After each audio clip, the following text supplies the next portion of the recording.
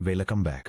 अगर आपको चैप्टर 1 और चैप्टर 12 की हमारी जर्नी याद हो तो हमने high dimensional vector space, matrix geometry और यूक्लिडियन डिस्टेंस AL2 और कोसाइन सिमिलैरिटी जैसे डिस्टेंस फंक्शंस को एक्सप्लोर करने में काफ़ी समय बिताया था। उस समय हम वेक्टर्स को एक सिंगल लेंस से देखते थे, जहां एक टेक्स्ट मॉडल वर्ड्स या टोकन्स को एक लैंग्वेज स्पेसिफिक मैनिफोल्ड में मैप करता था, जबकि एक कन्वोल्यूशनल नेटवर्क या विजन ट्रांसफॉर्मर पिक्सेल्स को एक इमेज स्पेसिफिक फीचर स्पेस में मैप करता था।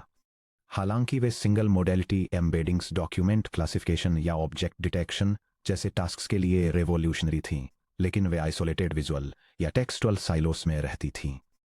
एक सनी बीच पर दौड़ते हुए गोल्डन रिट्रीवर की इमेज को R2D विजन में एक पॉइंट पर मैप किया जाता और ASCII string a dog playing on the beach R2D text के अंदर होती। क्योंकि इन दोनों वेक्टर स्पेसेस के डायमेंशंस अलग थे, टोपोलॉजिकल स्ट्रक्चर्स अलग थे और बेसिस वेक्टर्स पूरी तरह से अलग थे, आप इमेज टेंसर और टेक्स्ट स्ट्रिंग के बीच की डिस्टेंस को सीधे कैलकुलेट नहीं कर सकते थे। वे सेब और संतरे की तरह थे। क्रॉस मॉडल रिप्रेजेंटेशन लर्निंग खेल के नियम बदल देती है। अलग अलग डेटा मॉडलिटीज के लिए अलग अलग जियोमेट्रिक यूनिवर्स बनाने के बजाय हम एक शेयर्ड लेटेंट स्पेस बनाते हैं। इस यूनिफाइड हाइपर डायमेंशनल प्लेग्राउंड में एक विजुअल कॉन्सेप्ट और उसके टेक्सटुअल डिस्क्रिप्शन को उन पॉइंट्स पर प्रोजेक्ट किया जाता है जो बिल्कुल एक दूसरे के बगल में होते हैं, जबकि सेमेंटिकली अनरिलेटेड इमेजेस और टेक्स्ट्स को एक दूसरे से बहुत दूर धकेल दिया जाता है। इस यूनिफाइड जियोमेट्री को समझना सिर्फ एक एकेडमिक एक्सरसाइज नहीं है, ये मॉडर्न AI एजेंट्स और जनरेटिव सिस्टम्स को पावर देने वाला फाउंडेशनल इंजन है। जब आप स्टेबल डिफ्यूजन जैसे लेटेंट डिफ्यूजन मॉडल में कोई टेक्स्ट प्रॉम्प्ट फीड करते हैं, जिसके बारे में हम इस चैप्टर में आगे डिटेल में जानेंगे, तो मॉडल रॉ टेक्स्ट कैरेक्टर्स के साथ इंटरेक्ट नहीं करता है। यह क्लिप यानी कॉन्ट्रास्टिव लैंग्वेज इमेज प्री ट्रेनिंग द्वारा मैप किए गए एक continuous high dimensional vector space में नेविगेट करता है।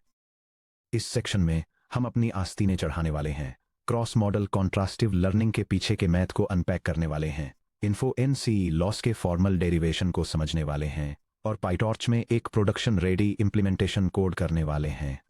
Section break. The dual encoder architecture unit hypersphere पर प्रोजेक्ट करना। हम दो फंडामेंटली अलग फॉर्मेट्स को कैसे लें, जैसे कि रियल स्पेस में H×W×C डायमेंशन वाला एक 3D RGB pixel array XI और इंटीजर स्पेस में L डायमेंशन वाला डिस्क्रीट टोकन IDs का एक 1D सीक्वेंस XT, और उन्हें एक ही लैंग्वेज में एक दूसरे से बात करने के लिए कैसे फोर्स करें। ओपन AI का क्लिप इसे एक डुअल एनकोडर आर्किटेक्चर का यूज करके सॉल्व करता है। यह डायग्राम एक कॉन्ट्रास्टिव मल्टीमॉडल लर्निंग मॉडल के आर्किटेक्चर को इलस्ट्रेट करता है, जो क्लिप के सिमिलर है। यह डिटेल में बताता है कि कैसे इमेज और टेक्स्ट इनपुट्स को पैरेलल पाथवेज के थ्रू प्रोसेस किया जाता है। इमेजेस एक विजन एनकोडर जैसे कि विजन ट्रांसफार्मर या रेसनेट से होकर गुजरती हैं, जबकि टेक्स्ट एक ट्रांसफार्मर बेस्ड टेक्स्ट एनकोडर से होकर गुजरता है। इसके बाद रिजल्टिंग फीचर्स को प्रोजेक्शन मैट्रिसेस का यूज करके एक शेयर डायमेंशनल स्पेस में प्रोजेक्ट किया जाता है। उन्हें एक यूनिट हाइपरस्फीयर पर प्रोजेक्ट करने के लिए AL2 नॉर्मलाइजेशन से गुजारने के बाद फाइनल इमेज और टेक्स्ट एम्बेडिंग्स के बीच की सिमिलिटी को कोसाइन सिमिलिटी या InfoNC लॉस फंक्शन का यूज करके कैलकुलेट किया जाता है। चलिए इस आर्किटेक्चर के हर कंपोनेंट को ब्रेक डाउन करते हैं। The vision encoder EI। यह एक मॉडर्न विजन ट्रांसफार्मर VITB32 या VITL14 या एक क्लासिकल डीप रेस नेट हो सकता है, फॉर एग्जांपल रेस नेट 50। एक इनपुट इमेज XI दिए जाने पर एनकोडर एक high level visual representation vector produce करता है। e to the power of capital I equal to capital E subscript capital I of capital X to the power of capital I, which is an element of the real numbers to the power of capital D subscript capital I. The text encoder ET। यह typically एक standard decoder only या encoder only transformer होता है। एक tokenised text prompt XT दिए जाने पर encoder sequence को प्रोसेस करता है और EOS end of sequence token position पर फाइनल लेयर से एक्टिवेशन एक्सट्रैक्ट करता है। e to the power of capital T equal to capital E subscript capital T of capital X to the power of capital T, which is an element of the real numbers to the power of capital D subscript capital T. Linear modality projections WI और WT। आप ध्यान दें कि दोनों encoders की output dimensions DI और DT जरूरी नहीं कि मैच करें। भले ही वे मैच करते हों, विजन और टेक्स्ट नेटवर्क्स के रॉ लेटेंट स्पेस उनके अलग इंडक्टिव बायसेस के कारण अलग तरह से स्ट्रक्चर्ड होते हैं। इसे सॉल्व करने के लिए हम दोनों रो एम्बेडिंग्स को लर्न लीनियर प्रोजेक्शन मैट्रिसेस से पास करते हैं, जो कि रियल स्पेस में डी टाइम्स डी डायमेंशन वाला WI है और रियल स्पेस में DT टाइम्स डी डायमेंशन वाला WT है। U to the power of capital I equal to E to the power of capital I times capital W subscript capital I, which is an element of the real numbers to the power of capital D. U to the power of capital T equals E to the power of capital T times capital W subscript capital T, जो कि real numbers to the power of capital D का एक element है। Unit हाइपरस्फीयर SD-1 पर L2 normalisation. यह step बहुत crucial है। Unbounded vectors कॉन्ट्रास्टिव optimisation के दौरान ग्रेडियंट इंस्टेबिलिटी पैदा कर सकते हैं, क्योंकि नेटवर्क सिर्फ मैचिंग वेक्टर पेयर्स के मैग्नीट्यूड को इन्फिनिटी तक बढ़ाकर आसानी से लॉस फंक्शन को चीट कर सकता है। इसे रोकने के लिए हर प्रोजेक्टेड वेक्टर को यूनिट लेंथ यानी 1 का L2 नॉर्म रखने के लिए नॉर्मलाइज किया जाता है। Z2 the power of capital I equal to the fraction with numerator U2 the power of capital I and denominator the L2 norm of U2 to the power of capital I, which equal to the fraction with numerator U2 the power of capital I and denominator the square root of sum from K equal to 1 to capital D of the quantity U subscript K to the power of capital I squared. Z to the power of capital T equals the fraction with numerator U2 the power of capital T and denominator the L2 norm of U to the power of capital T, which equals the fraction with numerator U2 the power of capital T and denominator the square root of the sum from K equals 1 to capital D of the quantity U subscript K to the power of capital T squared.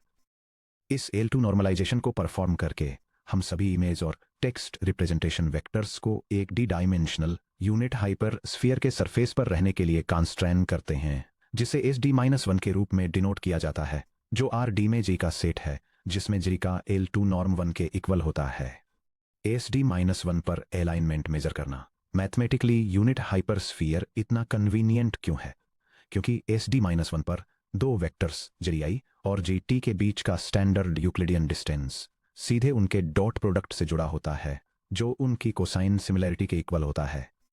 The squared L2 norm of the quantity G to the power of capital I minus G2 the power of capital T equal to the quantity G to the power of capital I minus G2 the power of capital T transpose times the quantity G to the power of I minus G the power of capital T, जो कि equal to है the squared L2 norm of G the power of capital I plus thus squared L2 norm of G2 the power of capital T minus 2 times G2 the power of capital I transpose times G2 the power of capital T, चूंकि GI का L2 norm 1 के equal है और GTT का L2 norm 1 के equal है, the squared L2 norm of the quantity Z2 the power of capital I minus Z2 the power of capital T equal to 2 minus 2 times the inner product of Z2 the power of capital I and Z2 the power of capital T, which equal to 2 times the quantity 1 minus cosine of theta. ये elegant identity reveal करती है कि GI और GT के dot product को maximise करना unit hypersphere पर squared Euclidean distance को मिनिमाइज करने के बिल्कुल इक्विवेलेंट है। GI और GT का इनर प्रोडक्ट एक बाउंडेड मीट्रिक के रूप में काम करता है, जो -1.0 यानी अपोजिट सिमेंटिक मीनिंग से लेकर +1.0 यानी परफेक्ट सिमेंटिक अलाइनमेंट तक रेंज करता है। सेक्शन ब्रेक इन्फो NC या सिमेट्रिक क्रॉस एंट्रोपी लॉस को डिराइव करना। अब जब हमने दोनों मॉडलिटीज को SD-1 पर वेक्टर्स में मैप कर दिया है, तो हम डुअल एनकोडर्स को कैसे ट्रेन करेंगे? अगर हम सिंपल मीन स्क्वायर्ड एरर या स्टैंडर्ड सुपरवाइज्ड मैट्रिक्स का यूज करते, तो हमें लेबल्ड क्लास टारगेट्स की जरूरत होती। लेकिन क्लिप को hundreds of millions web script image text pairs XII पर अनसुपरवाइज्ड या सेल्फ सुपरवाइज्ड तरीके से प्री ट्रेन किया गया है। इसके पीछे का असम्पशन काफी इंट्यूटिव है। किसी भी दिए गए बैच के अंदर टेक्स्ट XIT इमेज XII के लिए करेक्ट मैच या पॉजिटिव सैंपल है, जबकि बैच में बाकी सभी N-1 टेक्स्ट स्ट्रिंग्स को इनकरेक्ट मैच या नेगेटिव सैंपल माना जाता है। यह self supervised framework contrastive learning पर रिलाई करता है, स्पेसिफिकली इन्फो NCE या information noise contrastive estimation loss family का यूज करके। चलिए मैथमेटिकल फॉर्मूलेशन को स्टेप बाय स्टेप बिल्ड करते हैं। स्टेप 1, नॉर्मलाइज्ड एम्बेडिंग मैट्रिसेस को कंस्ट्रक्ट करना। मान लीजिए एक मिनी बैच जिसमें n पेयर्ड इंस्टेंसेस हैं, b equal to the set of pairs x1i, x1t, x2i, x2t और इसी तरह xni, xnt तक।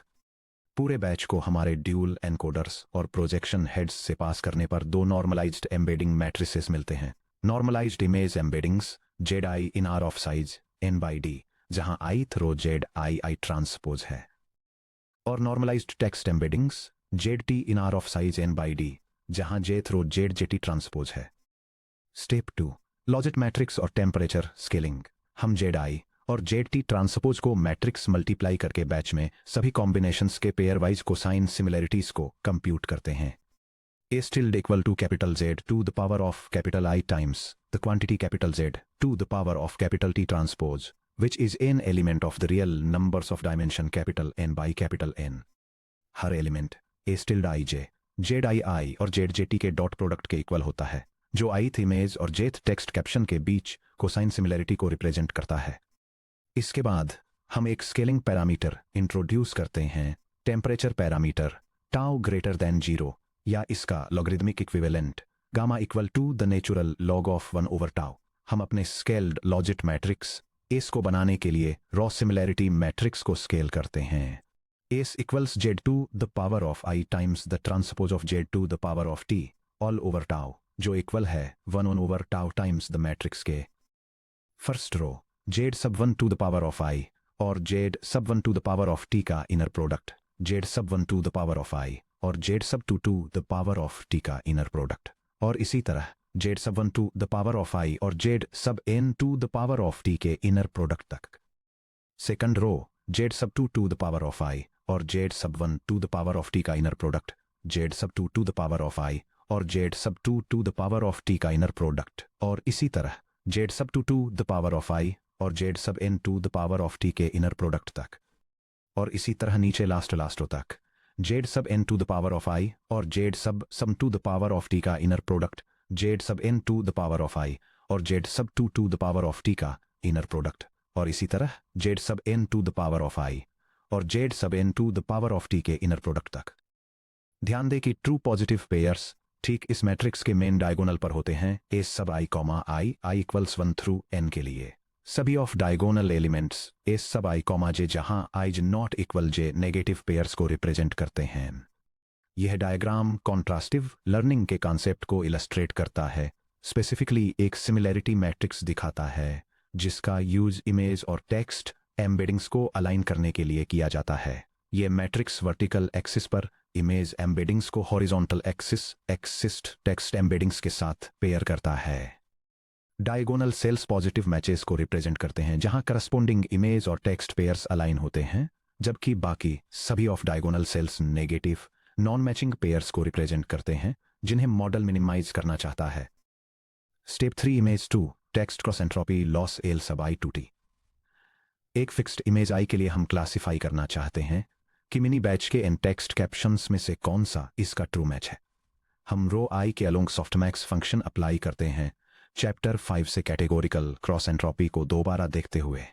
P sub I comma J superscript I to T E T equal 2 है वह फ्रैक्शन जिसका numerator exponential of S sub I comma J है और denominator sum from K equal to 1 to n of exponential of S sub I comma के है। जो equal 2 है वह फ्रैक्शन जिसका numerator exponential of the fraction inner product of Z sub I superscript I और Z sub J superscript T divided by tau है, और denominator sum from K equal to 1 to n of exponential of the fraction inner product of Z sub I superscript I और Z sub K superscript T divided by tau है। यहाँ P sub I comma J superscript I to T model की predicted probability को represent करता है कि text caption J image I से match करता है। चूंकि इमेज आई के लिए ground truth label index I है, इमेज आई के लिए categorical cross entropy loss minus natural log of P sub I comma I superscript I to T है। बैच में सभी n इमेजेस में इस वैल्यू का एवरेज निकालने पर total image to text loss मिलता है।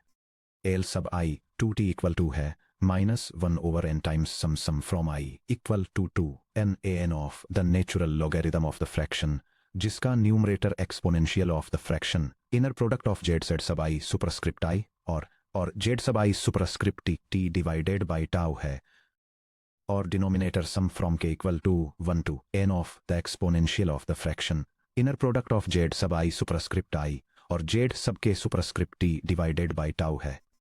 Step 4 text to image cross entropy loss L sub T to I. क्योंकि एक सिंगल पर्सपेक्टिव से कैलकुलेट करने पर मल्टी मोडल अलाइनमेंट एक एसिमेट्रिक रिलेशन होता है, सिर्फ L sub I to T को ऑप्टिमाइज करने से डिजनरेसीज हो सकती हैं, जहां टेक्स्ट वेक्टर्स जेनेरिक पॉइंट्स आसपास क्लस्टर हो जाते हैं। ट्रू म्यूचुअल अलाइनमेंट को एनफोर्स करने के लिए हम हर टेक्स्ट कैप्शन के पर्सपेक्टिव से भी क्रॉस एंट्रोपी को इवैल्यूएट करते हैं, जो अपनी कोरस्पोंडिंग इमेज को सर्च कर रहा है। हम कॉलम जे के नीचे सॉफ्टमैक्स फंक्शन अप्लाई करते हैं।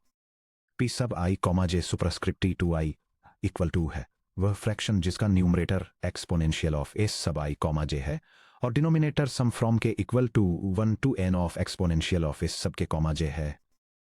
जो इक्वल टू है वह फ्रैक्शन जिसका numerator exponential of the fraction inner product of Z sub I superscript I और Z sub J superscript T divided by tau है, और denominator sum from K equal to 1 to n of the exponential of the fraction inner product of Z sub K superscript I और Z sub J superscript T divided by tau है। सभी n text captions का average निकालने पर text to image loss मिलता है। L sub T to I equal to है -1 over n times sum from J equal 1 to n of natural logarithm of the fraction जिसका numerator exponential of the fraction inner product of Z sub J superscript I और Z sub J superscript T divided by tau है, और denominator sum from K equal to 1 to n of exponential of the fraction inner product of Z sub K superscript I और Z sub J superscript T divided by tau है। Step 5 the symmetric info NC objective. दोनों directional losses को combine करने पर complete symmetric info NC objective मिलता है। L सब clip equal to है 1/2 times the quantity L sub I to T plus L sub T to आई। ये objective simultaneously image encoder को मैचिंग कैप्शंस को करीब खींचने के लिए फोर्स करता है और टेक्स्ट एनकोडर को मैचिंग इमेजेस को करीब खींचने के लिए फोर्स करता है, जबकि ए सुपरस्क्रिप्ट D-1 के सरफेस पर अनमैच्ड पेयर्स को यूनिफॉर्मली दूर धकेलता है। Section break. Temperature scaling tau क्यों क्रिटिकल है? आप सोच रहे होंगे कि हमें एक्सप्रेशन JII और JJT के dot product divided by tau में हाइपर पैरामीटर टाउ की जरूरत क्यों है?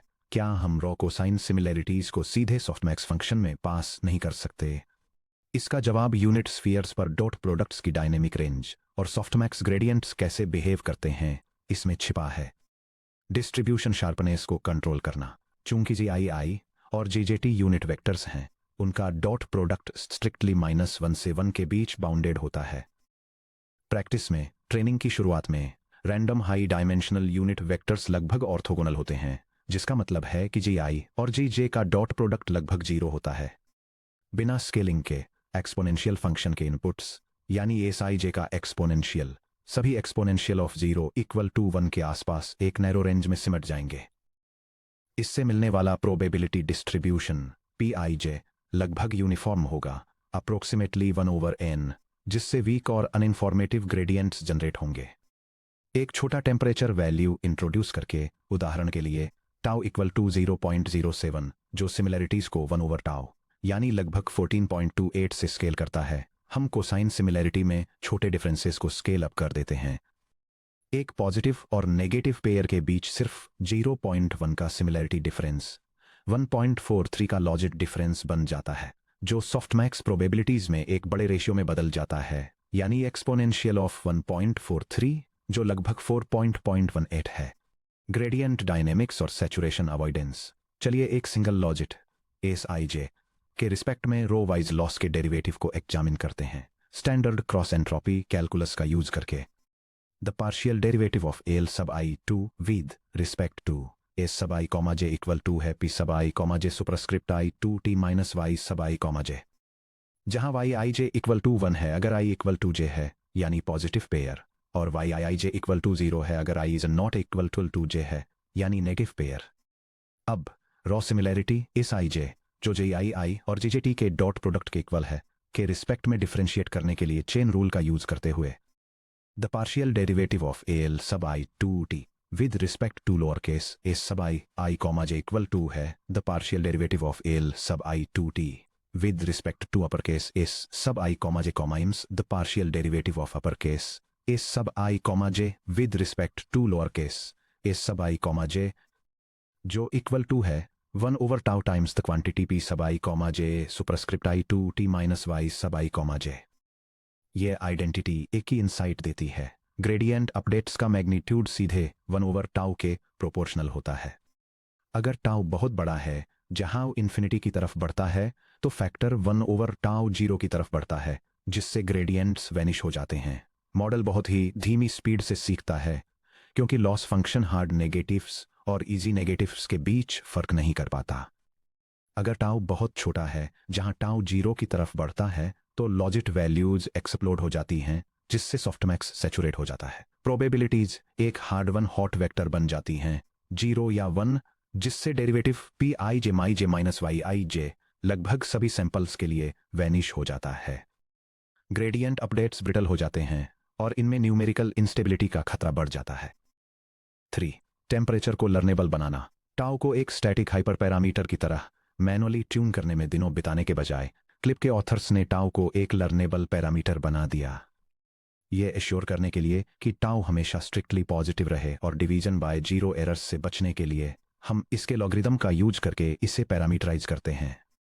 गामा इक्वल टू है the natural logarithm of 1 over tau जो इंप्लाई करता है कि 1 ओवर टाउ इक्वल टू है e to the power of gamma.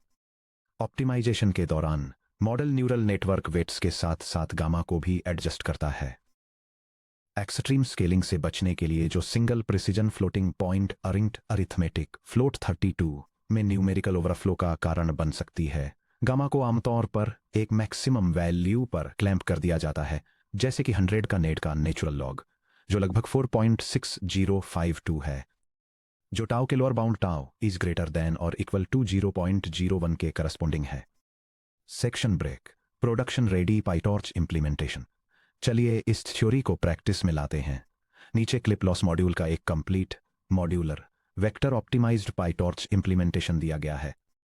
यह हैंडल करता है फीचर टेंसर्स का matrix multiplication, L2 normalization, learnable logit scaling यानी 1 ओवर टाउ का नेचुरल लॉग, पैरामीटर क्लैंपिंग के साथ टॉर्च डॉट अरेंज टारगेट्स का यूज करके symmetric cross entropy calculation.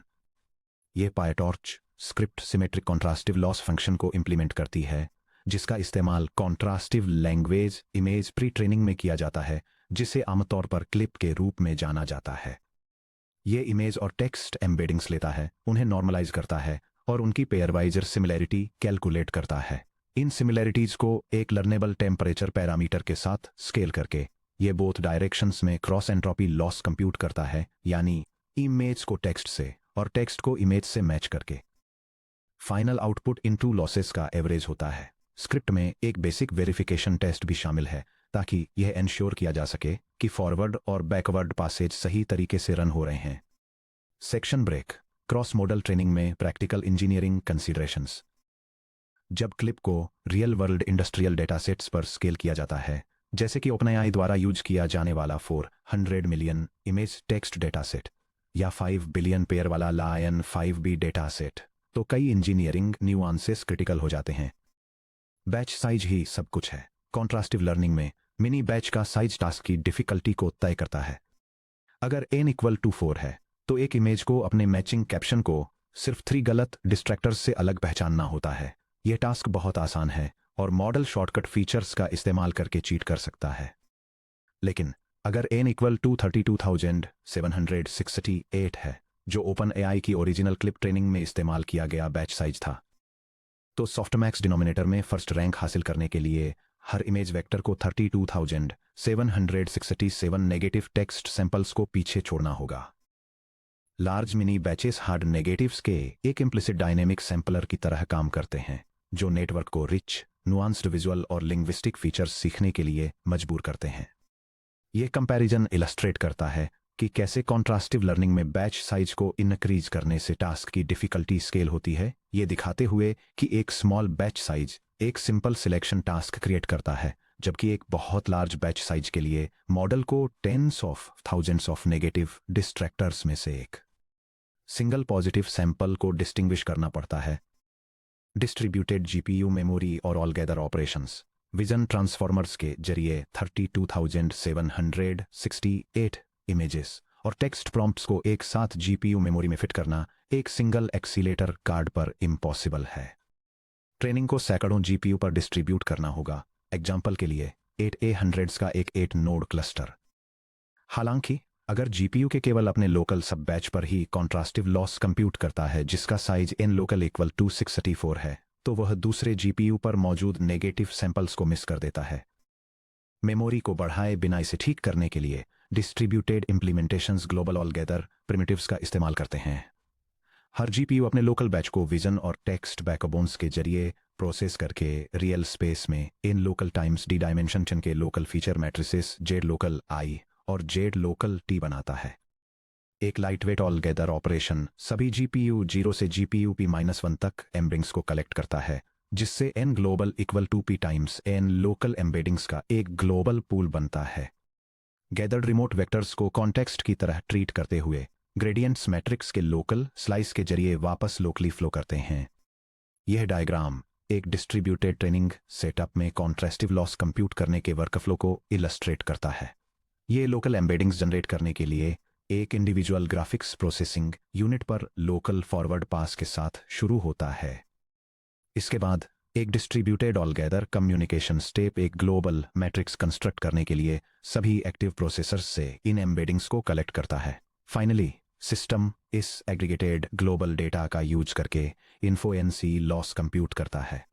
Downstream alignment latent diffusion CLIP का इस्तेमाल कैसे करता है? ये cross model vector space modern generative AI agents specifically latent diffusion models LDMs जैसे कि स्टेबल डिफ्यूजन के लिए इतना इंपॉर्टेंट क्यों है? लेटेंट डिफ्यूजन मॉडल्स में गोल एक टेक्स्ट प्रॉम्प्ट टी का यूज करके एक इटरेटिव इमेज डिनोइजिंग प्रोसेस को गाइड करना है। रॉ टेक्स्ट टोकन्स को सीधे डिफ्यूजन यूनिट या ट्रांसफॉर्मर बैकबोन में पास करने के बजाय टेक्स्ट स्ट्रिंग को क्लिप के टेक्स्ट लेटेंट स्पेस में एनकोड किया जाता है। Z superscript T equal to है E sub T of T times W sub T.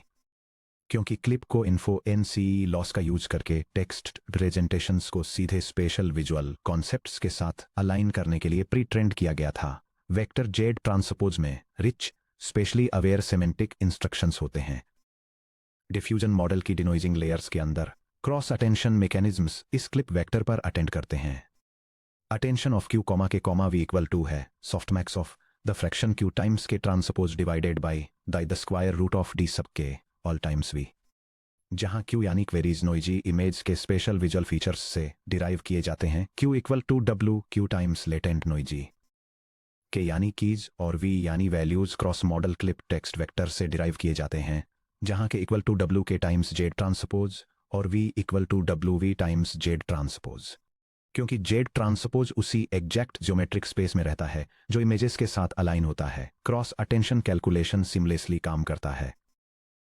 Noisy image features text vector को क्वेरी करके पूछते हैं कि इस नोइजी इमेज मैप का कौन सा स्पेशल रीजन एक गोल्डन रिट्रीवर जैसा दिखना चाहिए और कौन सा पार्ट एक सनी बीच जैसा दिखना चाहिए। S2D-1 पर इन्फो-एनसी लॉस से मिलने वाले क्रॉस मॉडल अलाइनमेंट के बिना टेक्स्ट गाइडेड इमेज जनरेशन, जैसा कि हम इसे आज जानते हैं, पॉसिबल नहीं होता। सेक्शन ब्रेक, समरी और की टेकअवेज। आइए रिकैप करते हैं कि हमने इस सेक्शन में क्या कवर किया है। Shared latent hypersphere, multi model contrastive learning अलग अलग मोडेलिटीज विजन और टेक्स्ट को एक शेयर्ड यूनिट हाइपरस्फीयर SD-1 पर प्रोजेक्ट करती है, जिससे क्रॉस मॉडल सेमांटिक सिमिलैरिटी को इनर प्रोडक्ट्स या कोसाइन सिमिलैरिटी के जरिए सीधे मेजर किया जा सकता है। Dual encoder architecture, separate backbones raw feature vectors II और ET को एक्सट्रैक्ट करते हैं, जिन्हें लीनियर हेड्स WI और WT के जरिए प्रोजेक्ट किया जाता है, और SD-1 में ZI और ZT बनाने के लिए L2 डिस्टेंस के जरिए नॉर्मलाइज किया जाता है। सिमेट्रिक इन्फो-एनसी लॉस, ये mini batch similarity matrices S equal to ZI times ZT transpose over tau में इमेज 2 टेक्स्ट और टेक्स्ट 2 इमेज क्रॉस एंट्रोपी को कंबाइन करता है, जिसमें मेन डायगोनल को पॉजिटिव टारगेट आइडेंटिटीज के रूप में यूज किया जाता है। टेम्परेचर स्केलिंग टाउ, ये ग्रेडियंट सैचुरेशन को रोकता है, डॉट प्रोडक्ट्स को मीनिंगफुल लॉजिट मैग्नीट्यूड्स में स्केल करता है और प्रोबेबिलिटी डिस्ट्रीब्यूशन शार्पनेस को कंट्रोल करता है। वन ओवर टाउ के नेचुरल लॉग के रूप में पैरामीटराइज करने से प्री ट्रेनिंग के दौरान stable gradient based learning possible होती है। जनरेटिव फाउंडेशन, यह अलाइंड वेक्टर स्पेस उन टेक्स्ट कंडीशन वेक्टर्स को प्रोवाइड करता है जिनका यूज लेटेंट डिफ्यूजन मॉडल्स के अंदर क्रॉस अटेंशन मॉड्यूल्स द्वारा विजुअल सिंथेसिस को स्टीयर करने के लिए किया जाता है। अब जब हमने ये एस्टेब्लिश कर लिया है कि कॉन्ट्रास्टिव लर्निंग कैसे क्रॉस मॉडल ब्रिज बनाती है, तो हम इस बात पर आगे बढ़ने के लिए तैयार हैं कि ये रिप्रेजेंटेशंस फॉरवर्ड और रिवर्स डिफ्यूजन प्रोसेसेस को कैसे कंडीशन करते हैं।